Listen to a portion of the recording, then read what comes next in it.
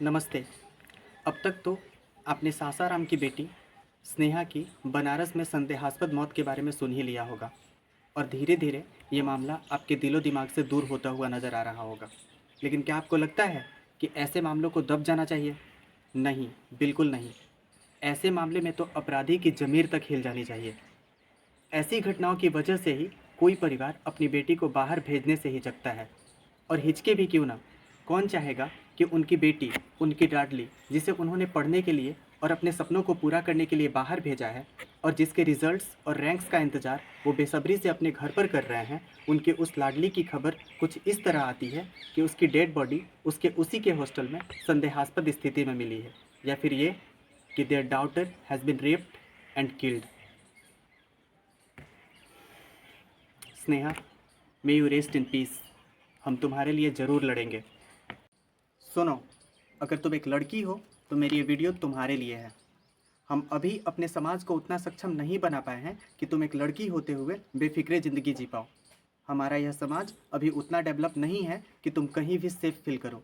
तुम एक लड़की हो और अगर बाहर रहकर पढ़ रही हो या काम कर रही हो, किसी हॉस्टल में हो या किसी स्कूल, कॉलेज या कोचिंग में हो, या फिर तुम इन सब में जाने की तैयारी कर रही हो, तो तुम्हें अपनी आँख खोल कर रहनी पड़ेगी। तुम कहाँ, कैसे, किस अवस्था में हो, ये तुम्हें पता होना चाहिए। और साथ ही तुम्हारी हर दिन, हर पल की खबर तुम्हारे पेरेंट्स को भी। एक लड़की के तौर पर तुम्हारे पास लिमिटेड टाइम है, ये सच है, क्योंकि तुम्हें एक दिन एक औरत भी बनना है, क्योंकि यही तो हमारे समाज का सो कॉल्ड स्ट्रक्चर है जिस पर तुम्हें चलना है। तुम बाहर रह रही हो तो तुम्हें अपनी सुरक्षा की जिम्मेवारी खुद लेनी पड़ेगी, क्योंकि बाहर तुम रह रही हो, कॉलेज तुम जा रही हो, हॉस्टल, स्कूल, इन सारी जगहों पर तुम जा रही हो। पेरेंट्स आराम से घर पर इसलिए हैं कि वो तुम्हारे पल पल की खबर से अनजान है। हॉस्टल, कॉलेज, स्कूल या तुम्हारा वर्क प्लेस, क्या ये सारी जगहें वो सारे लीगल टर्म्स एंड कंडीशंस को फॉलो करते हैं जो इनके पास एक लड़की के लिए होनी चाहिए? उसको चलाने वाला कैसा इंसान है, उसके पास रिकॉर्ड्स कैसे हैं? अगर तुम्हें ये सब नहीं पता, तुम एक गैर जिम्मेदार लड़की हो। तुम्हारे दोस्त तुमसे किस तरीके की बातें करते हैं, वो कैसे इन्वायरमेंट से आते हैं, यह सब तुम्हें पता होना चाहिए। जब तुम अपने हॉस्टल या रूम से कॉलेज या स्कूल के लिए निकलती हो तो तुम्हें अपने विचार मजबूत रखना होगा। तुम्हें बेफिक्रे अपने ख्यालों में होना होगा, गलियों या रास्तों में नहीं। ये सारी बातें तुम्हें ध्यान रखनी होगी। स्नेहा के केस का दब जाना हमारे समाज के लिए बेहद शर्म की बात होगी। आप खुद सोचिए कि एक लड़के के लिए कुछ हद तक सब कुछ बहुत आसान होता है, लेकिन बात जब एक लड़की की आती है तो उसे अपने घर पर माहौल बनाना होता है। परिवार को अपनी काबिलियत का आश्वासन देना होता है कि मैं भी काबिल हूँ कि सपने देख सकूँ और उन पर काम कर सकूँ और स्वतंत्र रूप से जीवन में डिसीजन ले सकूँ।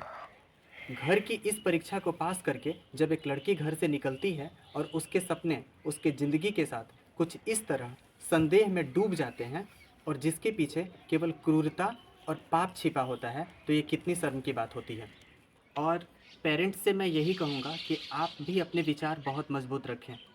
आपकी बेटी क्या हॉस्टल, स्कूल, कॉलेज या उसके दोस्त उसके लाइफ स्टाइल पर क्या असर डाल रहे हैं, ये सब आपको पता होना चाहिए। आप उनके लाइफ में कितने सक्रिय हैं, आपको ये भी पता होना चाहिए। दोस्तों, हमारा बिहार एक लो लिटरेसी रेट वाला राज्य है और यहाँ की बेटी को बाहर भेजकर पढ़ाना एक परिवार के लिए बड़ा कदम होता है। बनारस में पढ़ाना एक पहला और बेस्ट ऑप्शन इसलिए होता है कि बनारस नज़दीक है और यहाँ एजुकेशन के बहुत अवसर हैं। लेकिन जब स्नेहा जैसे केस सामने आते हैं तो हज़ारों सपने दब से जाते हैं और बेशक दब भी गए होंगे। हमें स्नेहा के लिए एकजुट होकर आगे आना होगा और जानना होगा कि उसके पीछे कौन है। मैं सरकार और प्रशासन से अपील करूंगा कि आप हमारे उम्मीदों पर खरे उतरें और स्नेहा को न्याय दिलाएं। मैं चाहता हूं कि आप इस वीडियो को ज़्यादा से ज़्यादा शेयर करें। Sneha, may you rest in peace. हम सब तुम्हारे लिए ज़रूर लड़ेंगे। धन्यवाद।